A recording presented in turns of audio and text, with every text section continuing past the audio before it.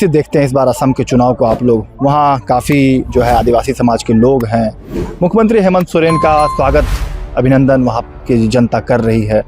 कैसा आप लोगों को लगता है कि हेमंता बिस्व शर्मा जब आपके क्षेत्र में आए थे, अब हेमंत सोरेन उनके क्षेत्र में गए हुए हैं, कैसा फीडबैक मिल रहा है और कैसी मजबूती से पार्टी वहाँ चुनाव लड़ने जा रही है? तो उसी दिशा में हम कह सकते हैं, चूँकि वैरायटी समय में झारखंड क्षेत्र से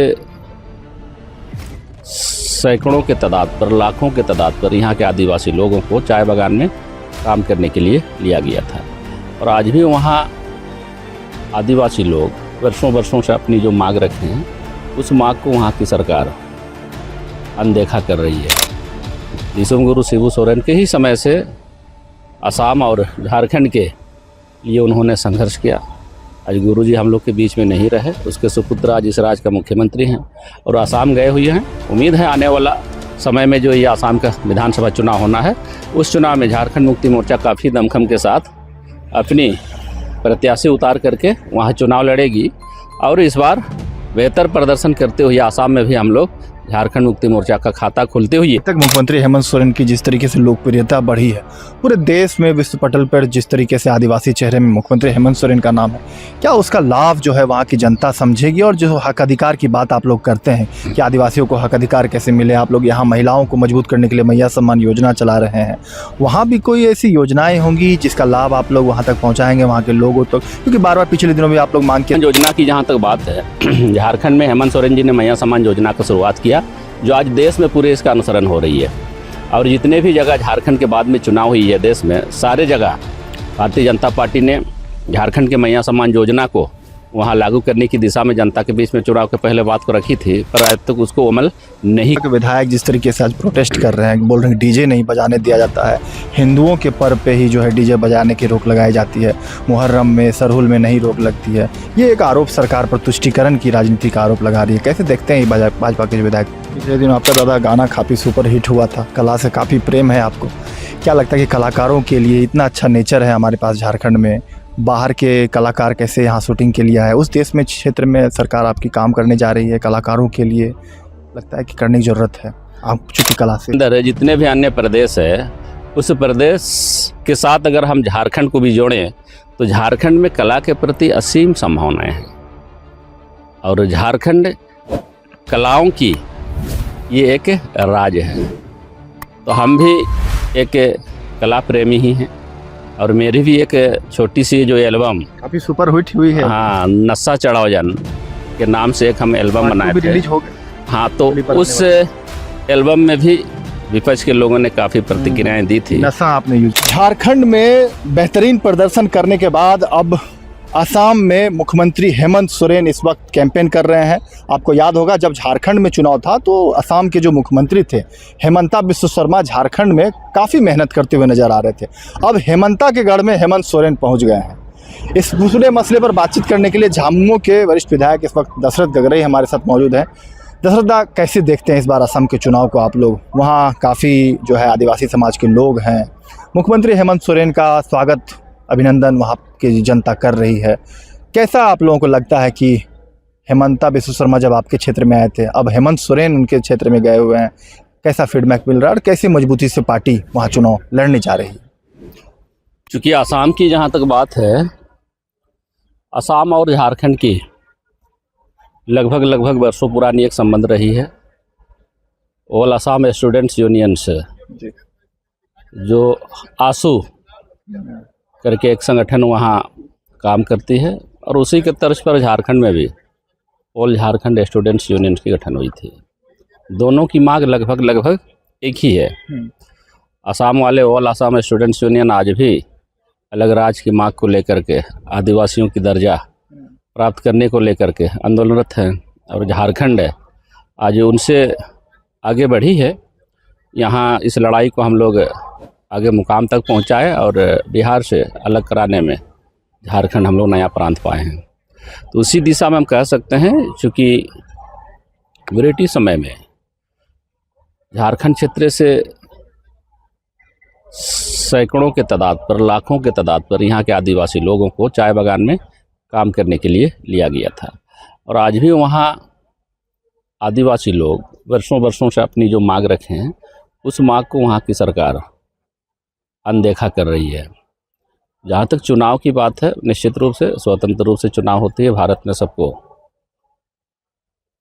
चुनाव लड़ने की शक्ति भारत निर्वाचन आयोग की तरफ से हो या फिर जो भारत की संविधान बनी है उस संविधान के तहत जो शक्ति दिया गया उस शक्ति प्रदत्त के तहत हो, तो चुनाव लड़ने का अधिकार सबको है। परंतु गुरु जी का समय से, दिसोम गुरु शिबू सोरेन के ही समय से असम और झारखंड के लिए उन्होंने संघर्ष किया।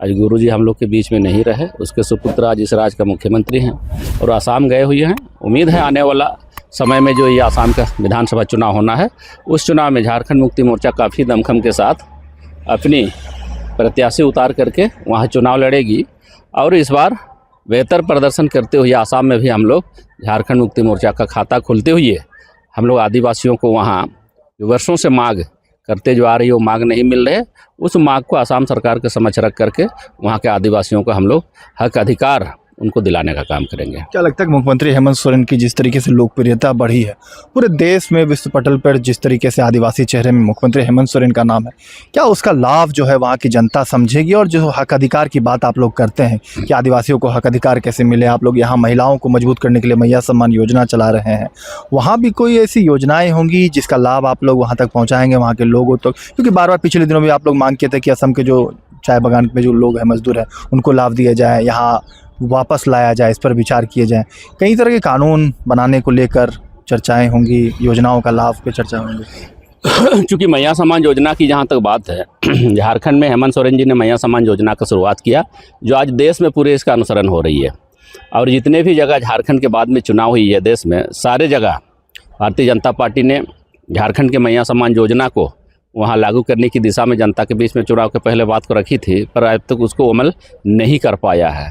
तो इसलिए हम कह सकते हैं झारखंड मुक्ति मोर्चा चूँकि क्षेत्रीय दल है और हमारे इस राज्य के मुख्यमंत्री क्षेत्रीय दल से आज पार्टी के भी केंद्रीय अध्यक्ष हैं और यहाँ के मुख्यमंत्री भी हैं, परंतु आज इस राज्य के मुख्यमंत्री केवल झारखंड में ही नहीं, अपने भारतवर्ष में भी एक अच्छे आदिवासी नेतृत्वकर्ता के रूप में जाने जा रहे हैं। और हमें उम्मीद है पूरे भारत के आदिवासी लोग आज माननीय झारखंड के मुख्यमंत्री से काफ़ी उम्मीदें रखे हैं और माननीय मुख्यमंत्री जी स्वयं से भी कोशिश कर रहे हैं, प्रयास कर रहे हैं। विभिन्न राज्यों में जो स्थिति है, वहाँ की जो वातावरण है, ऐसे सारे वस्तु स्थिति से जानकारी उपरात करते हुए वहाँ के आदिवासियों को जो लाभ नहीं मिल रही हो, ऐसे लाभों को उनको दिलाने के कार्य में वो आगे कदम बढ़ाई है। भाजपा के विधायक जिस तरीके से आज प्रोटेस्ट कर रहे हैं, बोल रहे हैं डीजे नहीं बजाने दिया जाता है, हिंदुओं के पर्व पे ही जो है डीजे बजाने की रोक लगाई जाती है, मुहर्रम में, सरहुल में नहीं रोक लगती है, ये एक आरोप सरकार पर तुष्टीकरण की राजनीति का आरोप लगा रही है। कैसे देखते हैं भाजपा के जो विधायक हंगामा कर रहे हैं? नहीं, चूँकि देखिए भारतीय जनता पार्टी का अपना एक राजनीतिक स्टैंड है, उनका अलग है। चूँकि झारखंड में गुरु जी ने डुगडुगी बजा करके, ढोल नगाड़ा बजा करके इस राज के लड़ाई में यहाँ के आदिवासी हो, मूलवासी हो, दलित हो, पिछड़े हो, अल्पसंख्यक हो, सारे लोगों को मिला करके गुरुजी ने डुगडुगी बजाया, ढोल मांदल नगाड़ा बजाया और इस राज को अलग कराया। तो कहीं ना कहीं डीजे पर जो आज बात आ रही है, तो हम समझते हैं डीजे पर किसी प्रकार की बात नहीं आनी चाहिए, क्योंकि ये सर्वोच्च न्यायालय की चूँकि ये निर्देश है कि रात का 10 बजे के बाद डीजे नहीं बजेगी।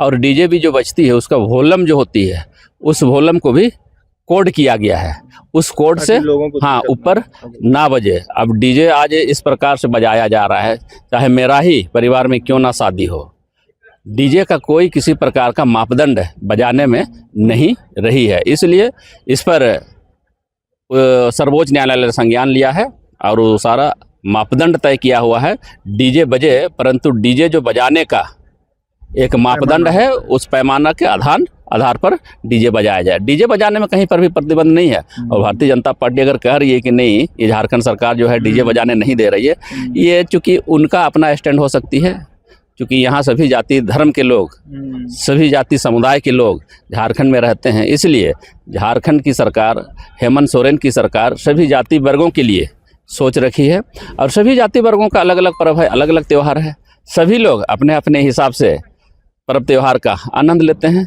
इसलिए चाहे रामनवमी हो, मुहर्रम हो, सरहुल हो, जितने भी ऐसे महापर्व हो, जितने भी ऐसे पर्व त्यौहार होती है, सभी लोगों को अपनी पर्व त्यौहार मानने के लिए, अपना उत्साह को आगे बढ़ाने के लिए हम सभी प्रकार का बाजा का उपयोग कर सकते हैं, परंतु जो नियम बनी है उस नियम के तहत हमको उस दायरे में रह करके बाजा बजानी चाहिए। पिछले दिनों आपका दादा गाना काफ़ी सुपर हिट हुआ था, कला से काफ़ी प्रेम है आपको। क्या लगता है कि कलाकारों के लिए इतना अच्छा नेचर है हमारे पास झारखंड में, बाहर के कलाकार कैसे यहाँ शूटिंग के लिए आए, उस देश में क्षेत्र में सरकार आपकी काम करने जा रही है, कलाकारों के लिए लगता है कि करने की ज़रूरत है आप चूँकि कला से? चूँकि पूरे देश के अंदर जितने भी अन्य प्रदेश है, उस प्रदेश के साथ अगर हम झारखंड को भी जोड़ें तो झारखंड में कला के प्रति असीम संभावनाएं हैं और झारखंड कलाओं की ये एक राज्य है।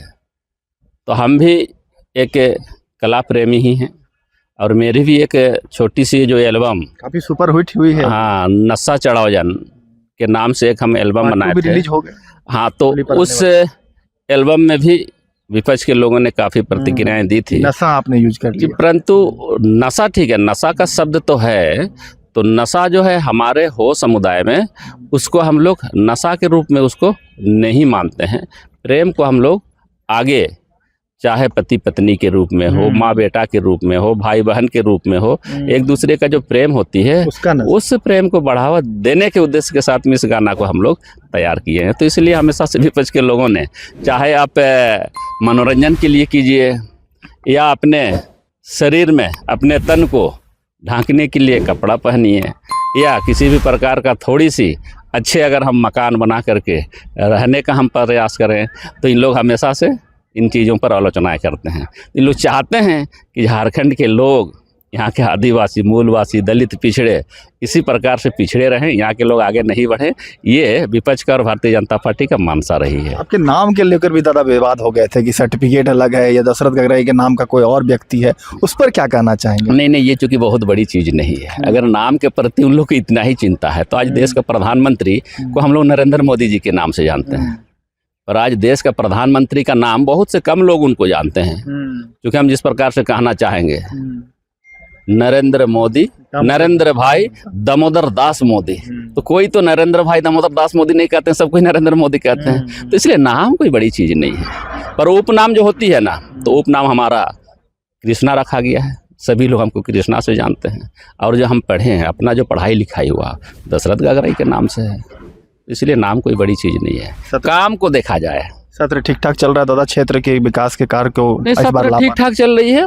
पर सत्ता और विपक्ष का तो भूमिका ही रहती है। विपक्ष हमेशा से कोशिश करती है कि सत्ता पक्ष का जो भी ऐसे कार्य है उस कार्य को हम कैसे बाधित करेंगे, हम जनता के बीच में कैसे बने रहेंगे, ये विपक्ष का हमेशा से भूमिका रहती है। परंतु इस बार की जो बजट सत्र है, बजट सत्र काफ़ी मैंने समतुल्य बजट सत्र आज चल रही है और हमें उम्मीद है बची हुई समय में सत्ता पक्ष हो विपक्ष हो, हम लोग मिल करके इस समय को सारे जनताओं के लिए लाभ लेंगे। चलिए, थे हमारे साथ दशरथ गगराई जिन्होंने बातचीत किया और हर मुद्दों हर सवाल पर जो है इन अपना